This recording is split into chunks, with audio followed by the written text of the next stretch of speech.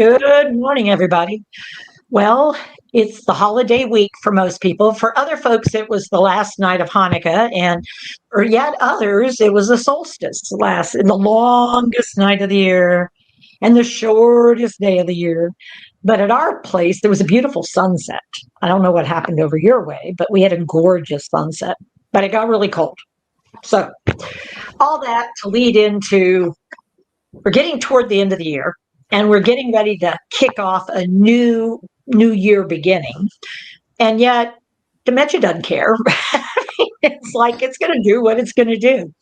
And so recently I was doing some assists with people sitting down, trying to help people see how you could help someone sit down who was living with brain changes. And we got some feedback that was like, well, but you're not doing it with people living with dementia. It's like, okay, we can do that. I mean, the plus is I can stop and have conversations with learners when I have a mentor who can copy and mimic some of the gem state. So classically, Matthew, I find folks that have the greatest challenge sitting down, just the process of sitting down, are people who are in amber ruby state. And the reason they have so much trouble is threefold. Number one, they don't understand what we're saying. And we're talking to them, not sitting down frequently. We're saying, I want you to sit down, okay? Because we're about ready to have lunch. Can you sit in the chair? I want you to sit in the chair. And if we pat the chair, we'll notice they often pat the chair with us.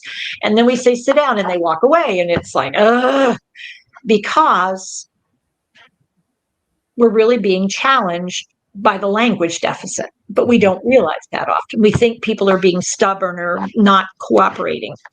The second is that there can be mobility challenges. At that point, the wiring between the body and the brain could be fractured. And so when I get the sit down part, it's like, but I don't know how to do that anymore. I don't know the steps. It's not in that moment when you ask me to do it automatic. If we could get it to be automatic, it just happens. Nobody has to do. And sometimes I will say, I've had my moments where I say, okay, you're ready to sit down. And somebody starts to sit. It's like, whoa, not yet. There's no chair there. But they got what I said, click.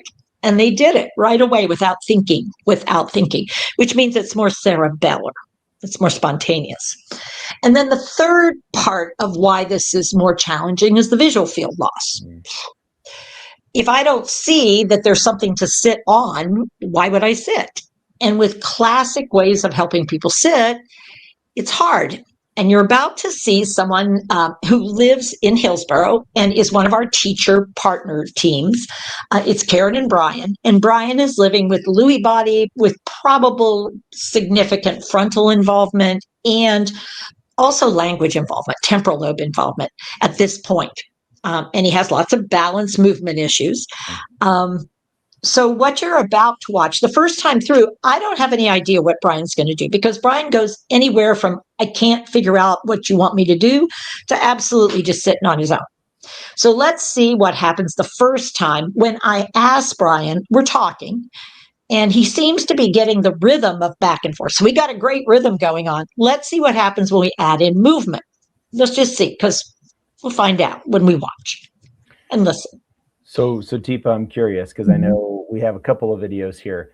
So it's sounding like you want to do the one where we get a chance to see some dancing, or do you want to see the one where you approach it first? Just the one where I approach him and I'm going to connect with him and see if he'll sit down. Yeah. Okay, cool. All right. Here we go. Yeah. Let's just watch that one first. Oh, that's a good hug. We're going to come sit over here. Come with me.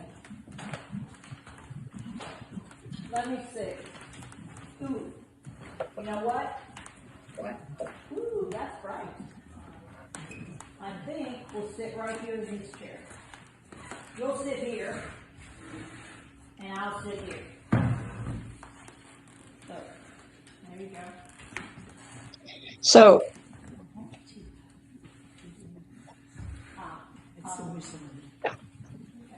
nice. Pause. Okay, so Matthew, we'll pause it here. What cues did you watch me give beside the verbal cues? Yeah, I saw some visuals, some really good, solid visuals.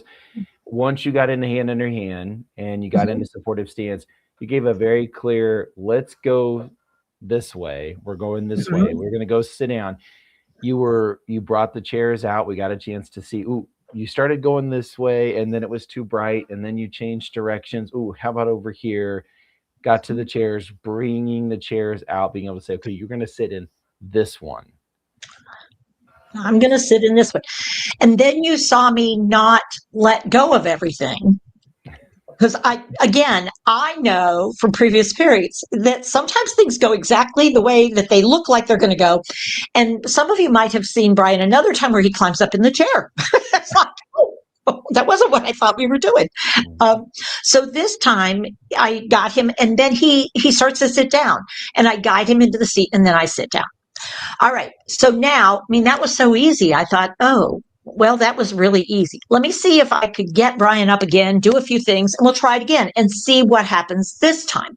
Because this is the frustrating part. It's sort of like when you go to the doctor and the thing, or the auto mechanic shop, and you want the sound, the thing you want the car to do that it's been doing with you, it won't do there. Or when you go to the doctors, the thing you're talking about, well, no, I'm not seeing that. It's like, great. So I thought, okay, well, let's try it again. Only this time, something different emerges. And I'm sort of excited about it because what I know is Amber, Ruby, rhythm is really predominating. And I know that mobility is a real challenge for Brian. I also know that language is a huge challenge for Brian. So let's see what he does in this video, because this is a different scenario. I mean, it's run right after the other, but just watch what happens this time. You see if you can be persuaded. I love it. All right, you ready, Brian? We're going to stand up.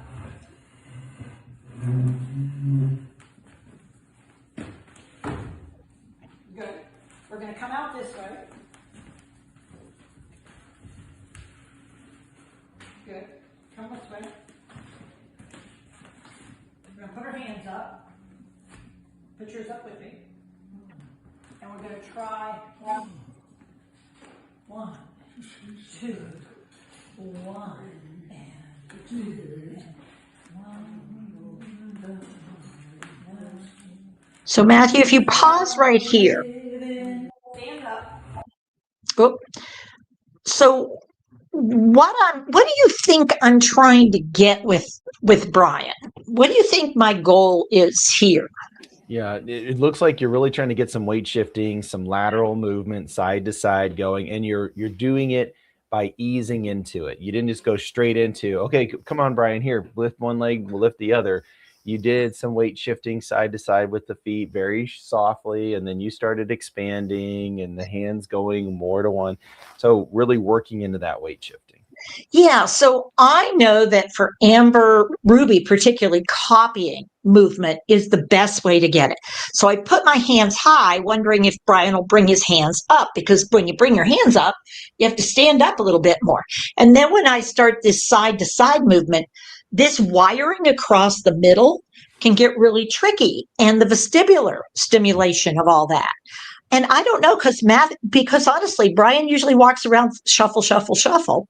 So I'm doing this, and now I've started to add 1, 2, and 1, and 2. So we're about here. So let's see how much further this goes, because I don't know how far it'll go.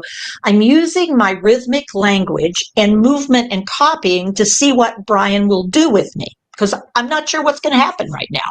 Let's see. Whoa.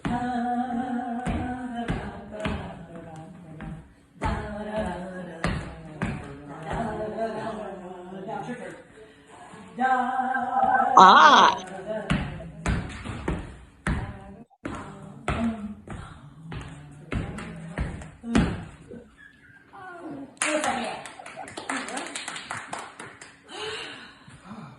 Nice job. Nice job. You know what we're going to do? We're going to go sit down. Oh, that's a great job. Right over here. That's a great job. Hey, Bryce, have a seat right here. Well, not the dog. We're going to sit. We are going to sit. I'm going to make you look good. Okay, let me have your hand. Over there. No, over here. Right there. Good. And now you sit in this one. I'll sit here.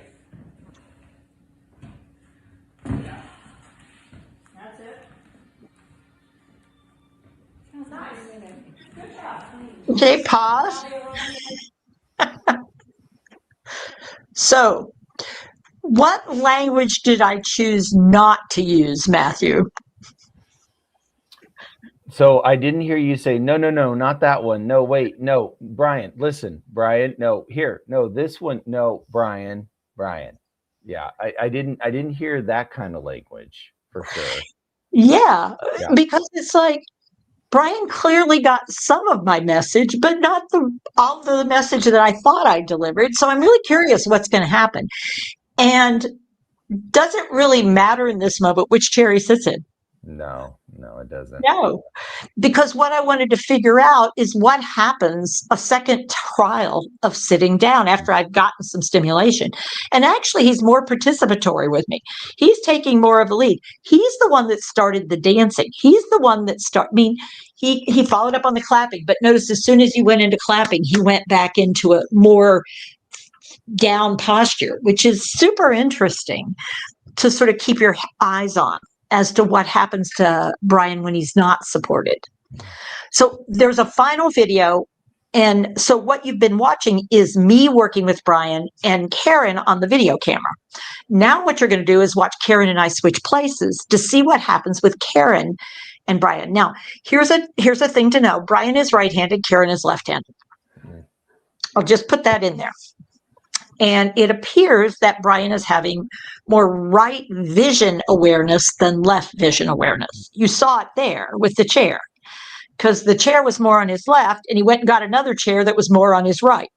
And so he brought it over, and he sat in the right chair.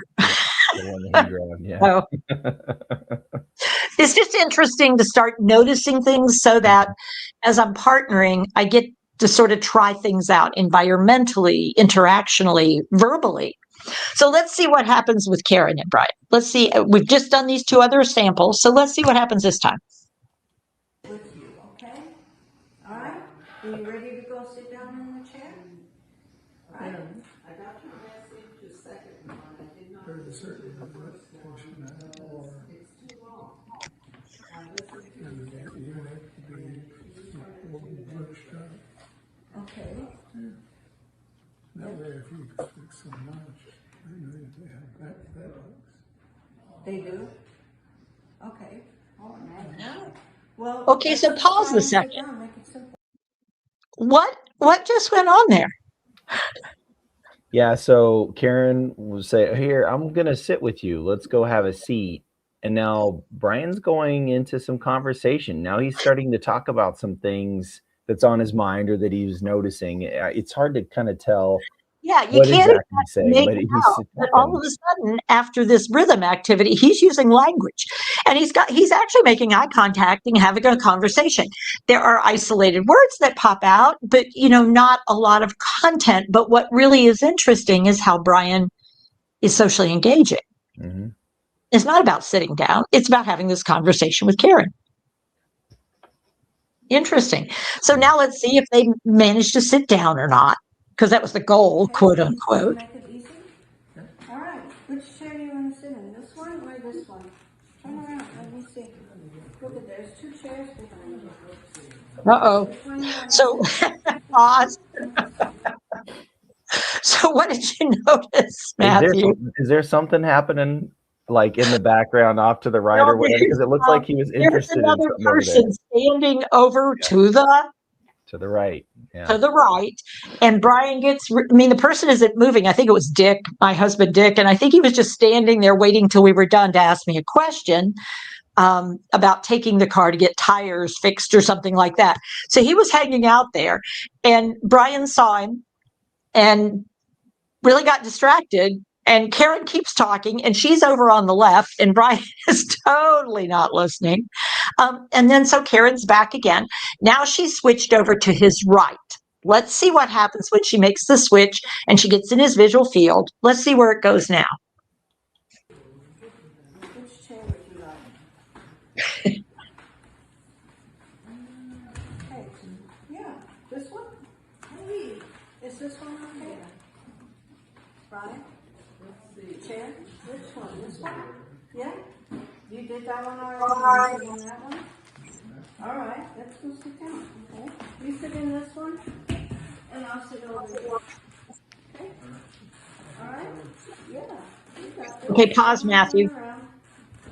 What's the risk that Karen runs being in the chair on Brian's left when she's trying to get him to turn and sit in that chair, turning more to his left?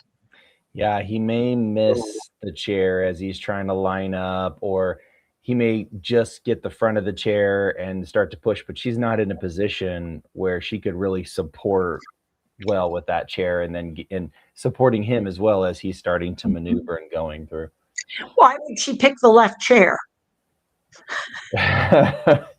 That's because that's her side. That's the side that she feels most comfortable on. Yeah, because she's left-handed. Yeah. Yeah. All right. So let's see. I mean, I think we come out of this okay today, but it's that moment where you realize on the camera, it's like, okay, well, I may be moving quickly. We'll see how this turns out. And come and sit down, okay? Put your hand right there, and now you can sit down, okay? Well, That's it. Perfect. Awesome. He made it. oh, and now he sees the little dog there. Yeah. Check. So our mission for today, the point for today for me, was looking at how we need to really think hard about language and mobility and change when we want something to happen.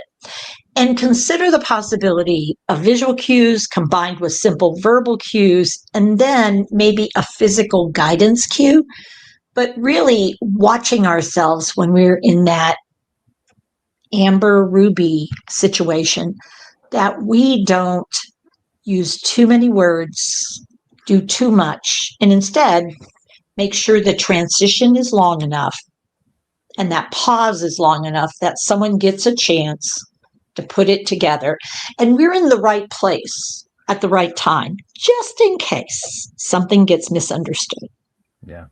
Yeah. And Teepa, what's interesting about this too is it expands our thought process and our awareness too of other things. So the idea of the environment being another thing that we really need to consider, because how often do any of you out there, if you've had training before, you probably are potentially looking at this, but when you're supporting somebody to sit or to do something or to transition, are you thinking about, okay, how many people are talking?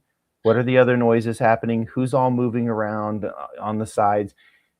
Because without that awareness or skill to support when that starts to happen and what you need to do in that moment so we can make the switch, you're kind of stuck in that loop of constantly trying to support the person with whatever it is, not even aware of, oh, it's because there's a person standing over here off to the side and they keep looking over at that person, or there's someone having a conversation in the back over there and we could hear them clear as day over here. And so the idea of all of those other pieces as well, and being able to recognize that and build the skill to be able to recognize that so that you can support the difference it can make.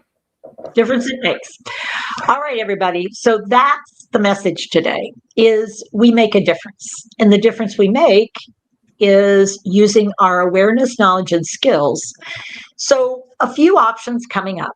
We do have the GEMS information on our website. Matthew will give you a link there. We have the GEMS card. GEM State card, which has on the front information about what you might notice about the person, and then on the back, what are some ways we can offer support. And then, of course, we have our Care Partner Support Guide, the revised version, just recently out this year. And then finally, for the first time in a while, we are offering a Care Partner GEM series that starts in January. And it'll be 6 sessions, 2 hours each, online, where we'll be getting together every month for the next 6 months, going over some details related to various GEM states and ability states. And we'll be using the GEMS workbook, GEM State workbook, to go through that. So as part of your course, you'll receive that workbook in addition to some video clips that we'll be using. So those are some options coming up in the new year, but you can also get some of those things right away if you're interested.